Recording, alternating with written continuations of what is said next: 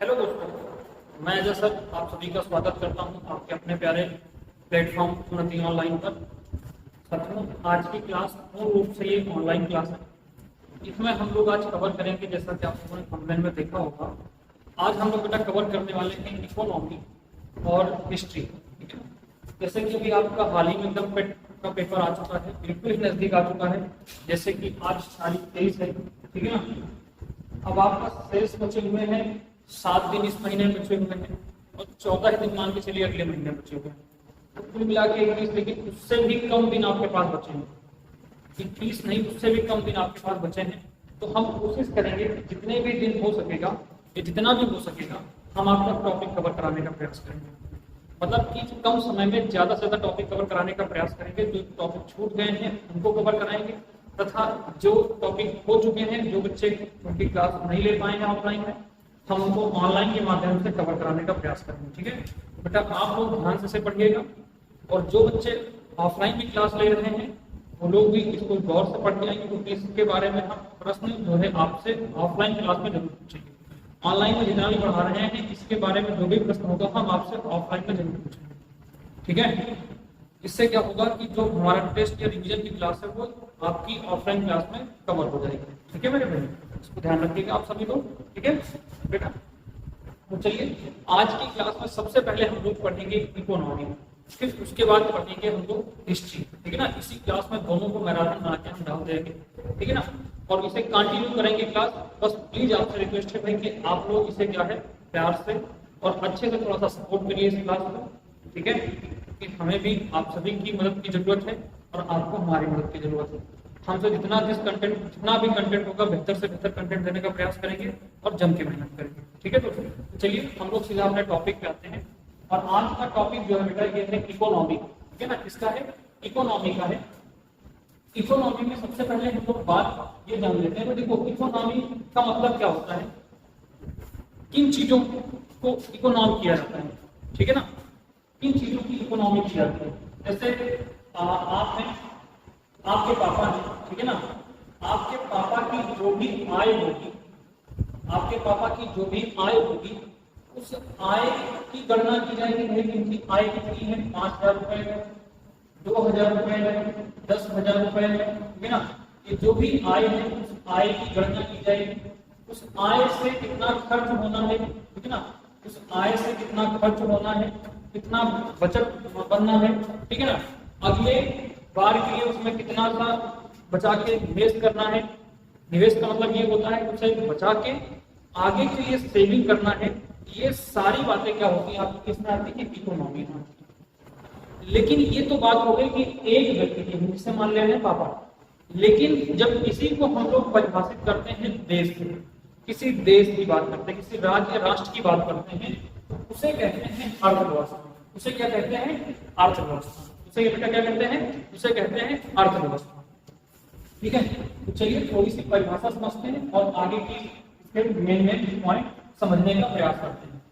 देखिए, अर्थशास्त्र क्या होता है? यह समाज की वह शाखा है जिसके अंतर्गत वस्तुओं एवं सेवाओं के उत्पादन, दिख रहा है ना, ना दिख रहा है तो कमेंट जरूर कर दीजिए, कि उत्पादन, वितरण और उपभोग का अध्ययन करते हैं। कहने का मतलब यह है कि अर्थशास्त्र में सीधी सी बात है कि अर्थशास्त्र में दो शब्द है। एक तो बेटा है अर्थ और दूसरा क्या है? शास्त्र। एक क्या है?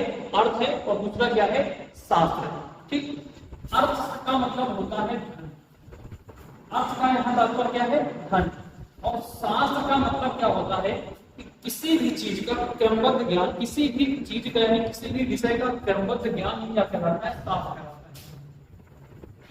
किसी भी विषय का क्रमबद्ध ज्ञान क्या कहलाता है? शास्त्र कहलाता है। ये दोनों मिलकर, मतलब अब यहाँ बात किसकी आ गई? धन की बात आ गई। किसकी बात आ गई? धन की। तो धन के विषय का क्रमबद्ध ज्ञान ही क्या कहलाता है? अर्थशास्त्र कहलाता है। धन के विषय का क्रमबद्ध ज्ञान क्या कहलाता है? अर्थशास्त्र कहलाता है। ठीक है, दूसरी बात यहाँ की जो परिभाषा दी गई है, परिभाषा में क्या कहना है कि समाज की वह शाखा जिसके अंतर्गत वस्तुओं एवं सेवाओं का, ठीक है ना, जिसके अंतर्गत वस्तुओं एवं सेवाओं का, वस्तुओं एवं सेवाओं के उत्पादन, विवरण, वितरण और उपभोग का अध्ययन करते हैं। कहने का मतलब ये है कि एक समाज है, ठीक है ना, एक समाज है, एक समाज के अंतर्गत, ठीक है ना, एक समाज है, इस समाज के अंतर्गत जितनी भी वस्तुएं, ठीक है ना, वस्तुएं हैं और सेवाएं, सेवाओं का मतलब होता है कि जो व्यवसाय वगैरह, ठीक है ना, सेवाओं का यहाँ तात्पर्य है व्यवसाय वगैरह के उत्पादन, ठीक है ना, इनके उत्पादन, इन व्यवसायों का, व्यवसाय में इन वस्तुओं का उत्पादन जो किया गया उसका वितरण कितना किया जा रहा है और उसका उपभोग कितना किया जा रहा है, उस चीज का उपभोग कितना किया जा रहा है, उसी के अध्ययन को क्या कहते हैं, अर्थशास्त्र कहते हैं। क्या कहते हैं, अर्थशास्त्र, सॉरी अर्थ नहीं, अर्थशास्त्र कहते हैं। देखो और थोड़ा सा अच्छे समझाने का आपको, देखो परिभाषा थोड़ा बेहतर तरीके से समझाएंगे, बाकी तो फिर आगे नहीं चलेगी, ठीक है ना, स्टार्टिंग टॉपिक है, इसको समझने का प्रयास करेंगे। जैसे मान लीजिए समाज में कोई वस्तु बनी, ठीक है ना, अब वस्तु ले लेते हैं कपड़ा, वस्तु ले लेते हैं कपड़ा, ठीक है ना, अब इस कपड़ा को बनाएगा कौन, मजदूर, इस कपड़ा को बनाएगी फैक्ट्री, कौन बनाएगी, फैक्ट्री, और इस फैक्ट्री में कौन होंगे, मजदूर होंगे, यानी कि कर्मचारी होंगे, कौन होंगे बेटा, कर्मचारी होंगे, ठीक है ना, इस कंपनी में कौन होंगे, मतलब फैक्ट्री में कौन होंगे, कर्मचारी होंगे, और फिर ये कपड़ा तैयार होकर क्या हो जाएगा, मार्केट में जाएगा, यानी कि बाजार में जाएगा, इसमें जाएगा, बाजार में जाएगा, बाजार में जाने के बाद इसको लोग क्या करेंगे, उपभोक्ता इसको क्या करेगा, खरीदेगा, उपभोक्ता क्या करेगा, इसको खरीदेगा और उसका वो क्या करेगा, उपभोग करेगा, उसका क्या करेगा, उपभोग करेगा। तो यही कह रहा है कि वस्तुओं, यानी कि कोई वस्तु बनी, उसकी सेवाओं का मतलब उसमें जो भी किया गया, ठीक है ना, मैन्युफैक्चरिंग किया गया, जिसके द्वारा भी किया गया, वो सब के उत्पादन, उस फैक्ट्री वस्तु के उत्पादन और उसके वितरण, अब वितरण कहाँ होगा, वो बाजार में जाके क्या होगा, उसका वितरण हो जाएगा, और उसके उपभोग, उसका उपभोग कौन कर रहा है, कितना कर रहा है, कैसे कर रहा है और कितना कर रहा है, इन सब चीजों के अध्ययन को ही क्या कहते हैं, अर्थशास्त्र कहते हैं, ठीक है ना। दूसरी बात, ये अर्थशास्त्र आया कहां से था भाई, ये अर्थशास्त्र आया कहां से, तो आपको पता है कि चाणक्य, आचार्य चाणक्य, जिसको आप कौटिल्य के नाम से भी जानते हैं, ठीक है ना, कौटिल्य के नाम से जानते हैं, इनकी पुस्तक का नाम था अर्थशास्त्र, इनकी पुस्तक का क्या नाम था, अर्थशास्त्र। सॉरी बेटा, मैं थोड़ा मेरे मुख से बार बार अर्थशास्त्र चलता है, लेकिन अर्थशास्त्र नहीं, अर्थशास्त्र, ठीक है ना, क्या है, अर्थशास्त्र। तो अर्थशास्त्र, ठीक है ना, अर्थशास्त्र इनकी पुस्तक का नाम था, लेकिन ये अर्थशास्त्र पुस्तक किससे संबंधित थी, तो बेटा ये राजनीति से संबंधित थी। इसमें कहीं भी उल्लेख इसका अर्थशास्त्र का नहीं था, कहीं भी उल्लेख इसका अर्थशास्त्र का नहीं था, ठीक है, कहीं भी इसका उल्लेख अर्थशास्त्र का नहीं था। यहाँ पे जिस भी चीज का उल्लेख था वो थी राजनीति, एक राजा को कैसा होना चाहिए, ठीक है ना, उस राजा की प्रजा कैसे होनी चाहिए, उसका साम्राज्य कैसा होना चाहिए, ये वगैरह वगैरह चीजों के बारे में पूरा विवरण दिया हुआ है कि कैसे एक राजा महान बन सकता है। तो इन सब चीजों के बारे में था, लेकिन ये बात अलग हो गई आपकी, ठीक है ना, एक राजा कैसे चला सकता है, ये सारी बातें इसमें दी गई, ठीक है ना, ये सारी बातें इसमें दी गई। तो बेटा आप सभी को ध्यान देना, तो पहली परिभाषा आपको समझ में आ गई, ठीक है। आगे बढ़ते हैं, अगला क्या दिया हुआ है, एक होता है अर्थशास्त्र, एक होता है अर्थव्यवस्था, एक होता है अर्थशास्त्र और एक होता है अर्थव्यवस्था, ठीक है ना। एक क्या होती है, अर्थव्यवस्था। जो अर्थशास्त्र होता है वो अर्थव्यवस्था के बिना क्या है, अधूरा, वो अर्थव्यवस्था के बिना अधूरा है। और जो अर्थव्यवस्था शब्द है वो किसी राष्ट्र या देश को जोड़े बिना भी क्या है, अधूरा है। जहां तो केवल बात किसी एक समाज की बात है, अब वो समाज कैसा है उसको कौन निर्धारित करेगा, वो अर्थव्यवस्था, वहां की अर्थव्यवस्था निर्धारित करेगी, वहां की अर्थव्यवस्था उसको निर्धारित करेगी। तो चलिए देखते हैं, जब हम किसी देश की समस्त आर्थिक क्रियाओं का, उस देश की समस्त आर्थिक क्रियाओं का अध्ययन कर परिभाषित करें तो उसे अर्थव्यवस्था कहते हैं। तो उसे क्या कहते हैं, अर्थव्यवस्था कहते हैं। जब हम किसी देश की समस्त आर्थिक क्रियाओं का, समस्त आर्थिक मतलब उस देश में, उस राष्ट्र में जितनी भी समस्त क्रियाएं हो रही है, किससे संबंधित है, अर्थशास्त्र से संबंधित, आर्थिक संबंधित है, यानी जहां पे पैसे का लेन देन, आयात निर्यात, इन सब चीजों की बात हो रही है। अगर इनसे संबंधित समस्त क्रियाओं का अध्ययन करें और अध्ययन को करके अगर देश के साथ में जोड़कर, मतलब उस राष्ट्र के साथ में जोड़कर उसका अध्ययन करें या उसको परिभाषित करें, उसे क्या कहते हैं? अर्थव्यवस्था।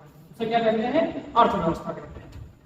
ठीक है, अगली बात करते हैं कि निजी क्षेत्र और बाजार के सापेक्ष सरकार की भूमिका के आधार पर अर्थव्यवस्था के सापेक्ष में अर्थव्यवस्था का वर्गीकरण 3 प्रकार से करते हैं।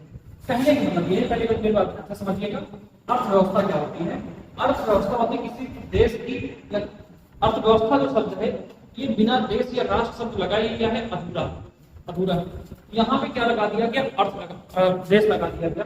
तो किसी भी देश की समस्त आर्थिक क्रियाओं का अध्ययन कर उसे परिभाषित कर देते हैं कि भैया यहाँ की अर्थव्यवस्था कैसी है और किस तरीके की है। इस चीज को अगर वहां पे मतलब उसको परिभाषित कर देते हैं व्यवस्थित क्रम में, उसे क्या कहते हैं? अर्थव्यवस्था कहते हैं। उसे क्या कहते हैं? अर्थव्यवस्था कहते हैं। ठीक है, निजी क्षेत्र में अब आगे बात करते हैं अर्थव्यवस्था को कैसे हम लोग आगे बढ़ेंगे। तो निजी क्षेत्र में और बाजार के सापेक्ष, निजी क्षेत्र में, निजी का जैसे आप लोग सुने हैं समय कि जैसे सरकार कुछ चीजों को क्या कर रही है? प्राइवेट कर रही है, प्राइवेट कर रही है। ठीक है ना, तो निजी क्षेत्र में उनको क्या कर रही है? बांट रही है। तो बाजार के सापेक्ष सरकार की भूमिका, मतलब उस निजी क्षेत्र में और उसके बाजार के सापेक्ष सरकार की भूमिका के आधार पर, सरकार की भूमिका क्या है उसके आधार पर, मतलब बाजारों को और निजी क्षेत्र को लेकर सरकार की क्या व्यवस्थाएं हैं, इसका वर्गीकरण हम लोग करके 3 प्रकार से पढ़ते हैं अर्थव्यवस्था। ठीक है ना, कितने प्रकार से पढ़ते हैं?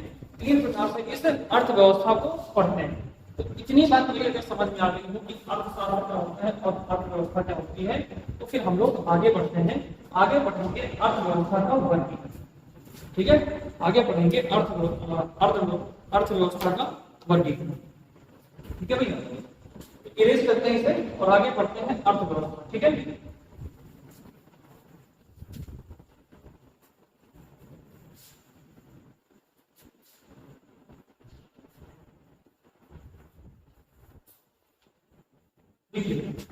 अर्थव्यवस्था को, जो अर्थव्यवस्था है इसे हम लोग 3 भागों में बांट के पढ़ते हैं। कितने भागों में बांट के पढ़ते हैं? 3 भागों में। यहाँ लिख दे रहा हूँ अर्थव्यवस्था। ठीक है ना, यहाँ पे लिख दे रहा हूँ अर्थव्यवस्था। ठीक है ना, इसे हम 3 भागों में बांट के पढ़ते हैं। पहला होता है पूंजीवादी व्यवस्था। ठीक है ना, पूंजीवादी व्यवस्था। दूसरा होता है राज्य अर्थव्यवस्था।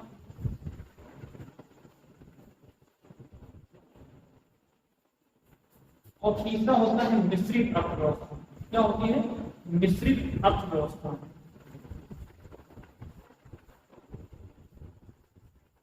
ठीक है, ये 3 प्रकार की होती है। पहली होती है पूंजीवादी अर्थव्यवस्था, दूसरा होता है राज्य अर्थव्यवस्था और तीसरा होता है मिश्रित अर्थव्यवस्था। इसको थोड़ा सा मोटा मोटा हम लोग समझते हैं और फिर उसके बाद हम लोग विस्तार से पढ़ने का प्रयास करते हैं। ठीक है ना, फिर इसको हम लोग विस्तार से पढ़ने का प्रयास करते हैं। ठीक है भाई, क्या एक बार सर को जरा कमेंट कर दो, आवाज आ रही है कि नहीं? आंसर है कुछ? चलिए, तो पूंजीवादी अर्थव्यवस्था। ठीक है, तो भैया एक बार फिर से आप प्लीज रिक्वेस्ट है मेरे भाई, आप लोग इसको अच्छे से शेयर करिए और दोस्तों से कहिए कि इसको ध्यान से पढ़ें। बहुत अच्छा टॉपिक पढ़ाने का प्रयास कर रहा हूँ, कोशिश कर रहा हूँ कि अच्छे से अच्छा समझाऊं। भाई मैं ज्ञाता नहीं हूँ, लेकिन मैं कोशिश करूंगा आपको अच्छा से अच्छा कंटेंट और अच्छे से अच्छा समझाने का प्रयास करूंगा। ठीक है, हम लोग बात करते हैं पूंजीवादी अर्थव्यवस्था की। पूंजीवादी अर्थव्यवस्था की, पूंजीवादी अर्थव्यवस्था की। ठीक है ना, पूंजीवादी अर्थव्यवस्था की जो शुरुआत की थी, उसके जो इसके संस्थापक के जनक माने जाते हैं वो एडम स्मिथ माने जाते हैं। कौन माने जाते हैं? एडम स्मिथ माने जाते हैं। एडम स्मिथ की एक पुस्तक थी, एडम स्मिथ की एक पुस्तक थी द वेल्थ ऑफ नेशन।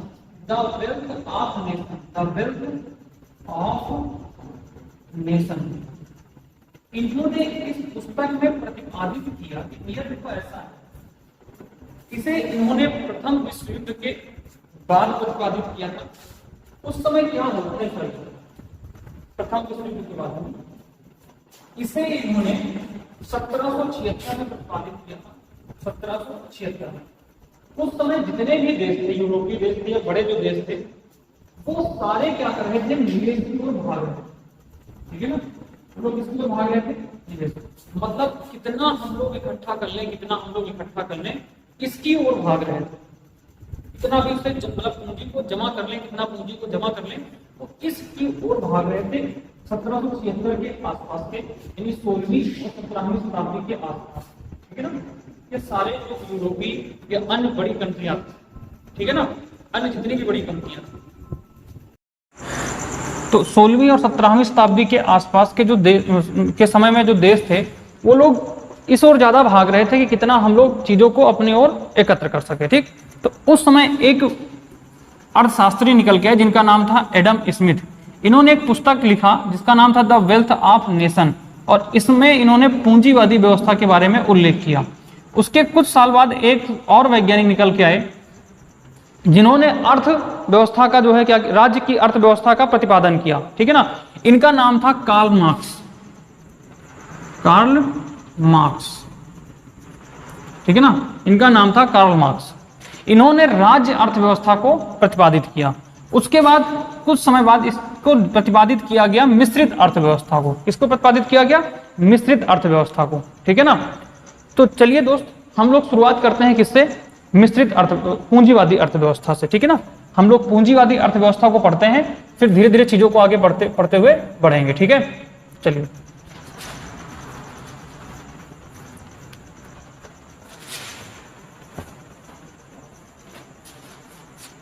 तो आप सारे लोग हेडिंग बना लीजिएगा, पूंजीवादी अर्थव्यवस्था।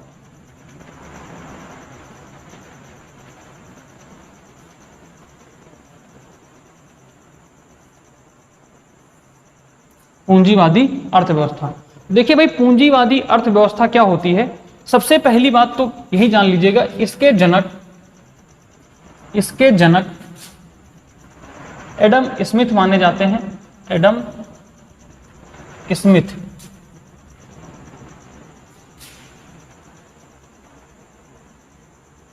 माने जाते हैं, यानी कि इन्होंने सर्वप्रथम इसका क्या किया था, प्रतिपादन किया था पूंजीवादी अर्थव्यवस्था का। ये पूंजीवादी अर्थव्यवस्था होती क्या है, ठीक है ना। एडम स्मिथ को माना जाता है जिनकी पुस्तक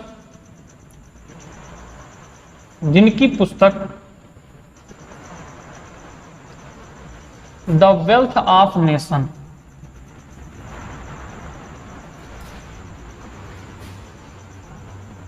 द वेल्थ ऑफ नेशन, जिसे 1776 में प्रकाशित किया, 1776 में लिखा,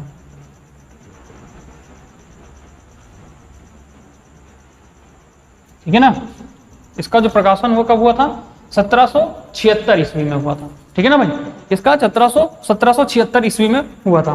पूंजीवादी अर्थव्यवस्था होती क्या है, ठीक है ना। पूंजीवादी अर्थव्यवस्था होती क्या है, इसके बारे में हम लोग जानने का प्रयास करते हैं कि पूंजीवादी अर्थव्यवस्था में होता है।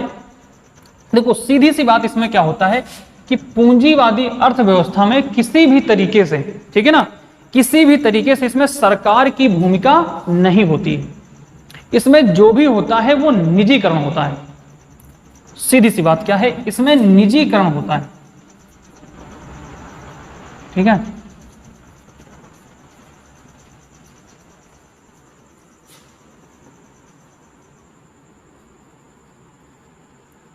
इसमें सरकार का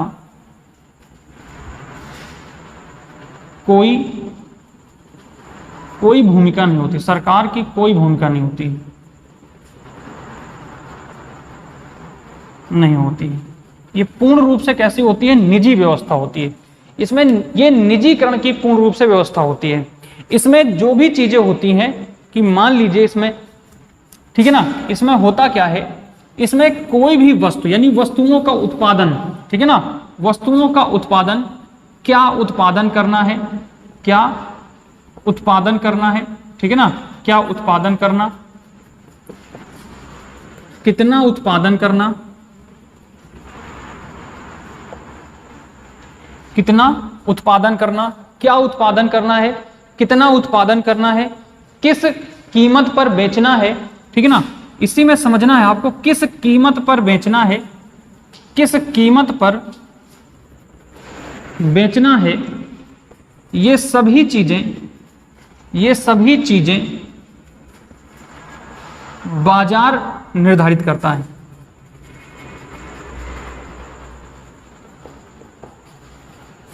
ना कि सरकार।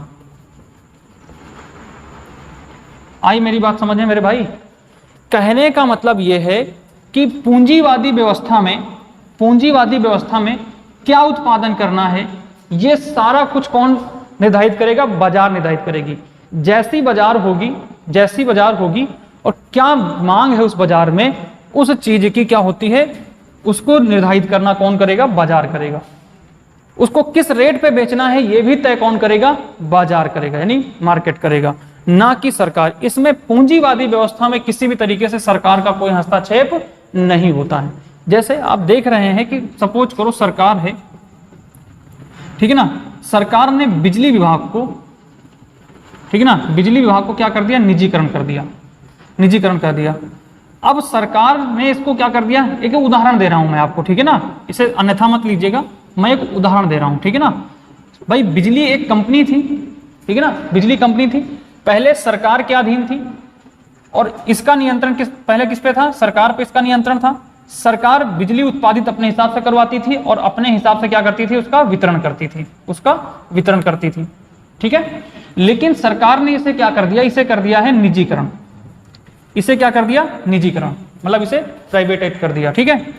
अब इसमें क्या होगा? जो प्राइवेट कंपनियां होंगी या वो, अब इसमें क्या होगा? जब प्राइवेट होंगी तो भाई सरकार रहेगी तो एक ही कंपनी रहेगी, प्राइवेट हो गया तो एक और कंपनी निकल के आ जाएगी, ठीक है ना। मान लीजिए ये कंपनी ए हो गई और इधर एक और निकल के आ गई कंपनी बी, ये भी एक बिजली कंपनी है, ये क्या है? बिजली कंपनी है, ठीक है ना, बिजली कंपनी है। अब इस तरीके निजीकरण होगा तो भाई कई सारी कंपनियां निकल के आएंगी, एक सी कंपनी आ जाएगी। अब मार्केट में यह क्या होगा? ये कई कंपनियां आ गई। अब ये कंपनियां क्या करेंगी? ये अपने हिसाब से निर्धारित करेंगी, ठीक है ना, ये क्या करेंगी? अपने हिसाब से बिजली बिल की जो दरें होंगी वो क्या करेंगी? निर्धारित करेंगी।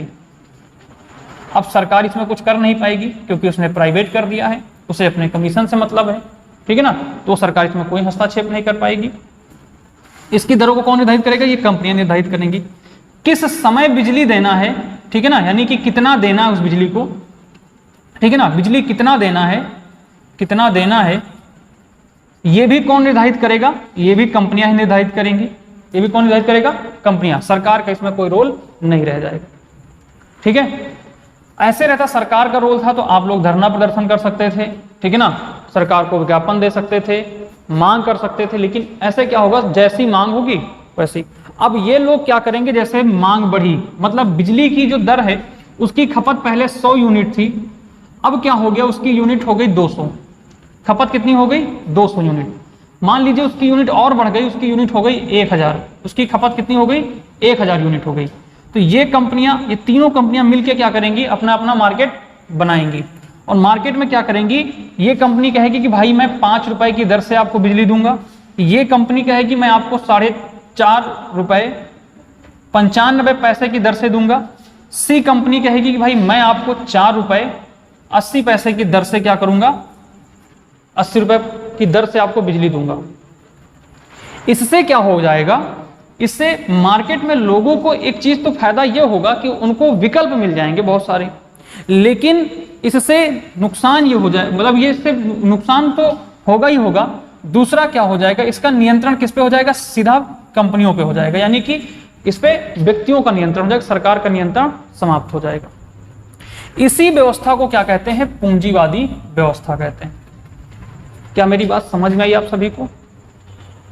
क्या मेरी बात आप सभी को समझ में आई? ठीक है, कि ये क्या होती है? पूंजीवादी व्यवस्था, जिसपे सरकार का नियंत्रण ना हो उसे क्या कहते हैं? पूंजीवादी व्यवस्था। जिसे किसने प्रतिपादित किया था? एडम स्मिथ ने। किसने प्रतिपादित किया? एडम स्मिथ ने। ये दूसरी बात ये भाई, ये बड़े जोर शोर पे क्या हो गई?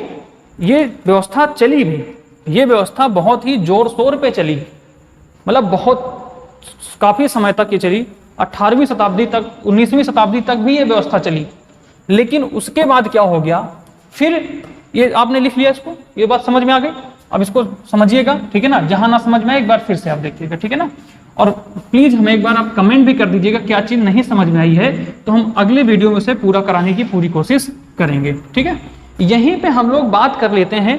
दूसरी आपकी व्यवस्था थी राज्य व्यवस्था, राज्य अर्थव्यवस्था। कौन सी व्यवस्था थी? राज्य अर्थव्यवस्था। अब सीधी सी बात है कि पहली व्यवस्था कैसी थी? पूंजीवादी व्यवस्था होगी। तो जाहिर सी बात है कुछ लोगों को तो ये व्यवस्था बहुत पसंद आई होगी और कुछ लोगों को क्या होगी, ये व्यवस्था नहीं पसंद आई होगी।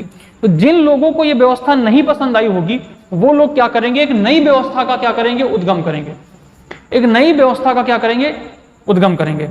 अब नई व्यवस्था निकल के आई, क्या था? निकल के आई अर्थव्यवस्था, राज्य अर्थव्यवस्था। ठीक है ना भाई, ये राज्य अर्थव्यवस्था। तो इस राज्य अर्थव्यवस्था का सीधा सा काम क्या है कि इसमें सरकार का नियंत्रण होगा। इसमें किसका नियंत्रण होगा? सरकार का नियंत्रण होगा। सरकार की भूमिका होगी, सीधी सवाल की सरकार की भूमिका होगी। इसमें जो भी माल उत्पादित होगा, जो भी इसके आपूर्ति होगी और इसकी जो दाम फिक्स किए जाएंगे, भाव फिक्स किया जाएगा, ये सब कौन करेगा? सरकार करेगा। मतलब उत्पादन, आपूर्ति मतलब मांग, और यहां पे कीमत, ये सभी चीजें, ये सभी बातें सरकार क्या करेगी? निर्धारित करेगी। कौन निर्धारित करेगी भाई? सरकार निर्धारित करेगी। ये बात होती किसकी? पूंजीवादी। ये जो व्यवस्था आई है ये किसके विरोध में आई? ये पूंजीवादी अर्थव्यवस्था के विरोध में आई।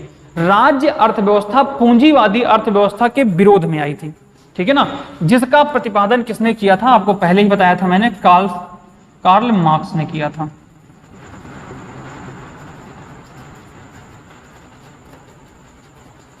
कार्ल मार्क्स ने इसका प्रतिपादन किया था। ठीक है ना। किसने प्रतिपादन किया था? कार्ल मार्क्स ने इसका प्रतिपादन किया था। क्या ये मेरी बात आपको समझ में आ रही मेरे भाई? ठीक है ना। क्या इतनी बात मेरी समझ में आई? ठीक है ना। चलिए इधर वाला थोड़ा सा हम इरेज करते हैं। ये आपने लिख लिया होगा, ठीक है ना। ये आपने अच्छे से इसको लिख लिया होगा। पूंजीवादी अर्थव्यवस्था की हम लोग बात यहाँ पे खत्म करते हैं। अब हम लोग वापस अपने टॉपिक पे आते हैं, किस पे? राज्य अर्थव्यवस्था पे। ठीक है ना। राज्य अर्थव्यवस्था पे आते हैं बात। क्या हमारी इतनी बात आपको समझ में आ रही है? ठीक है। तो देखिए भाई, इसका जो शुरुआत हुई थी 1917 में, पहली बार इसे कहां देखा गया था? तो इसे सोवियत संघ में देखा गया। सोवियत संघ में, ठीक है ना, सोवियत संघ में। और बाद में कहां देखने को मिला? और बाद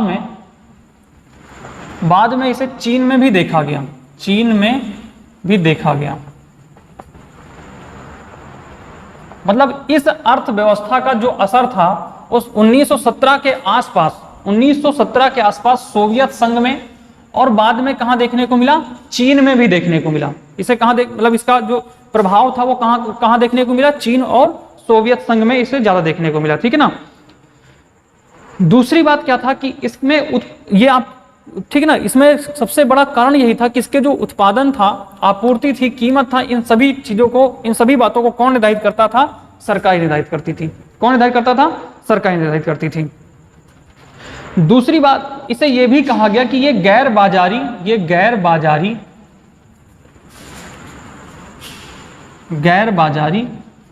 अर्थव्यवस्था,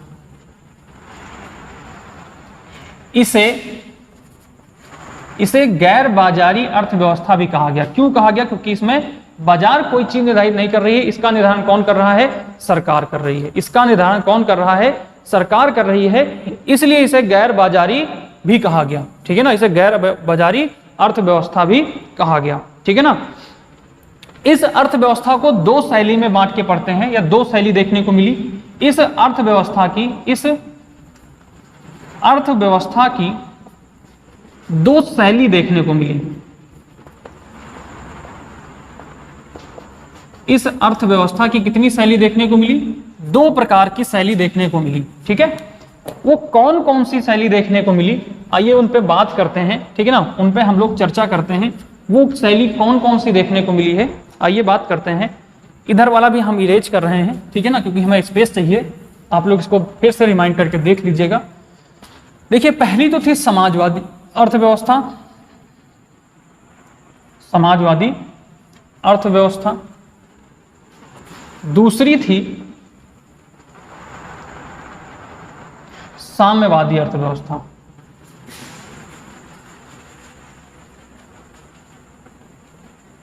दूसरी थी साम्यवादी अर्थव्यवस्था। ठीक, दो प्रकार से राज्य अर्थव्यवस्थाओं की शैली देखने को मिली, एक समाजवादी अर्थव्यवस्था देखने को मिली और एक साम्यवादी अर्थव्यवस्था देखने को मिली। अब ये साम्यवादी अर्थव्यवस्था है क्या, इसके बारे में हम लोग चर्चा करते हैं, ठीक है ना। समाजवादी अर्थव्यवस्था और साम्यवादी अर्थव्यवस्था क्या है, इसके बारे में हम लोग चर्चा करते हैं। तो सबसे पहले हम लोग बात करेंगे समाजवादी अर्थव्यवस्था की, ठीक है। तो इसमें उत्पादन के साधनों पर सामूहिक नियंत्रण की बात होती थी। इसमें उत्पादन के साधनों पर सामूहिक नियंत्रण की बात होती थी तथा सरकार की बड़ी भूमिका थी। इसमें क्या होता था, सरकार की बड़ी भूमिका होती थी। कहने का मतलब है इसमें, ठीक है ना, कहने का मतलब इसमें है कि इसमें उत्पादन के साधनों की, उत्पादन के साधनों का जो भी नियंत्रण होता था, उस पर नियंत्रण जो था वो सामूहिक रूप पर था, सामूहिक रूप से था, ठीक है ना, सामूहिक रूप से था। तथा इसमें सरकार की बड़ी भूमिका होती थी, इसमें सरकार की बड़ी भूमिका होती थी, इसमें सरकार की बड़ी भूमिका थी, ठीक है ना। इसमें किसकी बड़ी भूमिका थी, इसमें सरकार की बड़ी भूमिका होती थी। और ये व्यवस्था जो थी समाजवादी व्यवस्था, ये कहां देखने को मिली, ये सबसे पहले सोवियत संघ में देखने को मिली, सोवियत संघ में देखने को मिली। ये सबसे पहले कहां देखने को मिली थी, सोवियत संघ में देखने को मिली। आइए हम लोग बात करते हैं अब साम्यवादी व्यवस्था की, ठीक है ना। साम्यवादी व्यवस्था की बात करते हैं। इसमें सभी संपत्तियों पर सरकार का नियंत्रण था, इसमें सभी संपत्तियों पर सरकार का नियंत्रण था और श्रम संसाधन भी सरकार के अधीन थे, ठीक है। एक सेकंड बेटा,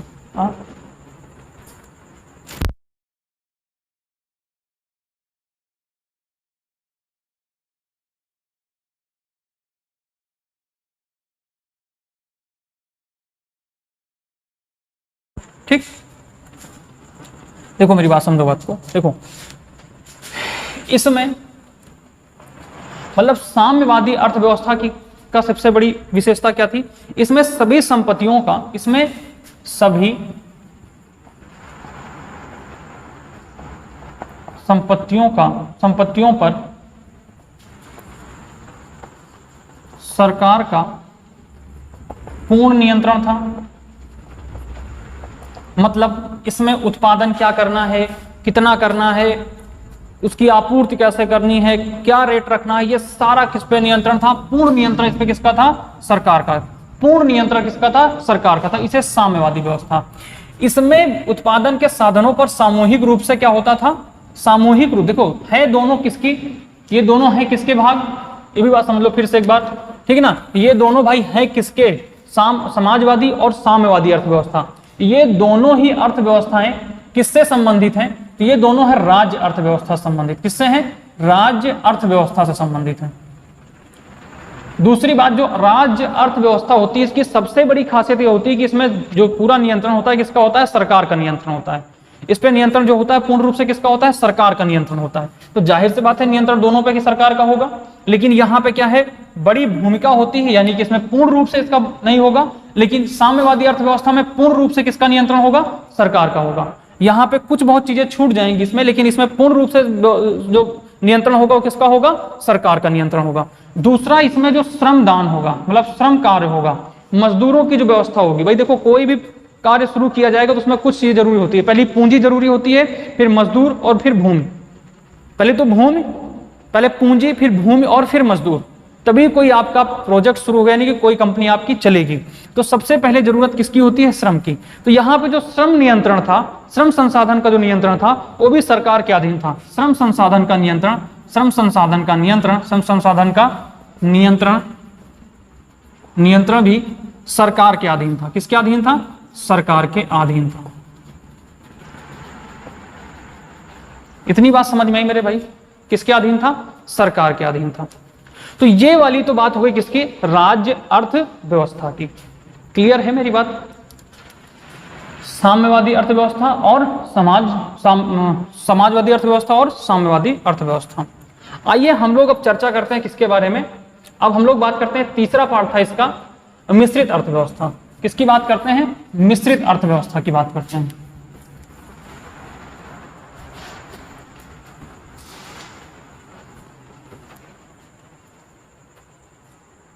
मिश्रित अर्थव्यवस्था की बात करते हैं, ठीक है मेरे भाई। अगली है आपकी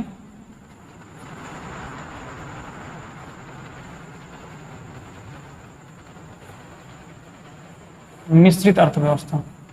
अगली क्या है? मिश्रित अर्थव्यवस्था, ठीक है ना। इस मिश्रित अर्थव्यवस्था का मतलब ही क्या हो गया? अब आपको समझ में आ गया होगा। मिश्रित, जहां पे पानी और शराब का मिश्रण हो, शराब मिला है, उसे क्या कहते हैं? मिश्रण कहते हैं। उसे क्या कहते हैं? मिश्रण। तो भैया जाहिर सी बात है, इसमें क्या होगा? इसमें राज्य, इसमें पूंजीवादी भी देखने को मिलेगा, इसमें पूंजीवादी भी देखने को मिलेगा, और इसमें राज्य अर्थव्यवस्था भी देखने को मिलेगी, राज्य अर्थव्यवस्था भी देखने को मिलेगी। ये दोनों प्रकार की अर्थव्यवस्थाएं देखने को मिलेगी। पूंजीवादी की सबसे बड़ी खासियत क्या थी? कि यहां पे निजीकरण होगा, यहां प्राइवेटाइजेशन होगा। अब की बोल गए अब की बोल। इसमें क्या होगा? इसमें सरकार का नियंत्रण होता है, सरकार का नियंत्रण होता है। मतलब यहाँ की जो संस्थाएं, जो कंपनियां होंगी, वो सारी कंपनियां कैसी होंगी? सरकारी होंगी। यहाँ पे जो कंपनियां होंगी वो कैसी होंगी? सरकारी कंपनियां होंगी। और यहाँ पे जो कंपनियां होंगी वो सारी कैसी होंगी? निजी कंपनी। जैसे अंबानी जी की कंपनी है रिलायंस, बिरला, ठीक है ना, ये सारी कंपनियां कैसी हैं? प्राइवेट कंपनी है। यहां पर भी उत्पादन होता है, यहां पर भी लोग काम करते हैं, यहां से भी अर्थव्यवस्था बनती है, ऐसा नहीं, ठीक है ना। अब यहीं पर क्या है? आपका बीएसएनएल है, ठीक है ना, बीएसएनएल था, बीएसएनएल, ठीक है ना, बीएसएनएल था। ये आपकी कैसी कंपनी थी? ये आपकी सरकारी कंपनी है। इस पे पूर्ण रूप से नियंत्रण किसका था? सरकार का नियंत्रण था। किसका नियंत्रण था? सरकार का नियंत्रण था, ठीक है ना। तो ये सारी बातें क्या होती हैं? ये बातें किसकी हैं? राज्य अर्थव्यवस्था की, ठीक है ना। तो मिश्रित अर्थव्यवस्था में क्या होगा? पूंजीवादी व्यवस्था भी देखने को मिलेगी और राज्य अर्थव्यवस्था का भी मिश्रण होगा। अर्थात यह व्यवस्था कहां प्रचलित है? यह व्यवस्था सर्वाधिक कहां प्रचलित है? यह व्यवस्था सर्वाधिक कहां प्रचलित है? तो यह व्यवस्था भारत में देखने को मिलती है, भारत में देखने को मिलती है। जैसे देखोगे तो भैया अभी मैंने उदाहरण दिया आपका, जैसे आपका है रिलायंस, रिलायंस। दूसरा इधर क्या है? बीएसएनएल, ठीक। ये आपकी क्या थी? शुरुआत से ही कैसी कंपनी थी? ये शुरू से ही कैसी कंपनी थी भाई? ये प्राइवेट कंपनी थी, एक निजी व्यक्ति की कंपनी थी, ठीक है। बीएसएनएल ये भारत संचार निगम लिमिटेड, ये पहले से किसके अंतर्गत थी? ये भारत सरकार के अधीन थी। तो ये कैसी व्यवस्था, ये कैसा हो गया? ये राज्य अर्थव्यवस्था। तो देखो दोनों ही कंपनियां कहां देखने को मिल रही? भारत में प्राइवेट भी कंपनी देखने को मिल रही है और सरकारी भी कंपनी देखने को मिल रही है। तो मतलब निजीकरण भी देखने को मिल रहा है और सरकारी भी कार्य देखने को मिल रहा है। तो ऐसी इस व्यवस्था को क्या कहते हैं? इस अर्थव्यवस्था, इसे जब अर्थव्यवस्था में मापा जाएगा, इसे जब अर्थव्यवस्था में मापा जाएगा तो इसे क्या कहा जाएगा? इसे मिश्रित अर्थव्यवस्था कहा जाएगा। इसे क्या कहा जाएगा? मिश्रित अर्थव्यवस्था कहा जाएगा। क्या इतनी बात मेरी समझ में आई आपको? ठीक है ना। क्या इतनी बात मेरी आपको समझ में आई कि नहीं आई? आप सारे लोग बताओ हाँ करके। कारण यह था कि द्वितीय विश्व युद्ध के बाद सारे जो देश थे वो उपनिवेशों से हो गए थे परेशान। तो इनमें से कुछ देशों ने क्या किया? अपने यहाँ मिश्रित अर्थव्यवस्था का समावेश किया। इनमें से पहला एक भारत भी था और भी कुछ देश जैसे इंडोनेशिया वगैरह थे, ठीक है ना। इस तरीके के कई सारे देशों ने मिलकर क्या किया? अपने यहाँ जो मिश्रित अर्थव्यवस्था थी इसे लागू किया, ठीक है ना, इसे लागू किया, ठीक है ना। दूसरी एक सबसे बड़ी बात क्या है आपको बता दूं मैं, एक होती है बंद अर्थव्यवस्था। एक क्या होती है? बंद अर्थव्यवस्था। एक होती है बंद अर्थव्यवस्था। अब बंद परिभाषा हम बताएंगे तो आपको खुद ही समझ में आ जाएगा कि कौन से देश में बंद अर्थव्यवस्था लागू है, ठीक है ना। ऐसी व्यवस्था मतलब ऐसा राष्ट्र या ऐसा व्यवस्था जहां पे ना आयात हो ना आयात हो ना निर्यात हो, मतलब इसका अन्य देशों से कोई मतलब ना हो, अन्य देशों से कोई रिश्ता ना हो या संबंध ना हो। ऐसी अर्थव्यवस्था जहां पे ना तो आयात होता हो ना तो निर्यात होता हो, इसे अन्य किसी देशों से, अन्य देशों से कोई भी संबंध ना हो, उसे क्या कहते हैं? बंद अर्थव्यवस्था कहते हैं। उसे क्या कहते हैं? बंद अर्थव्यवस्था। भाई ना तो यहाँ पे आयात आ रहा है और ना वहां से कुछ बाहर बेचा जा रहा है, तो ये कैसी व्यवस्था हो गई? ये बंद अर्थव्यवस्था हो गई। इसका जो कुछ बहुत लक्षण है आप देखेंगे उत्तर कोरिया में। कहाँ देखेंगे? उत्तर कोरिया में जो तानाशाह, कहाँ देखेंगे आप? उत्तर कोरिया में। ठीक है ना? तो क्या मेरी इतनी बात आप सभी को समझ में आई?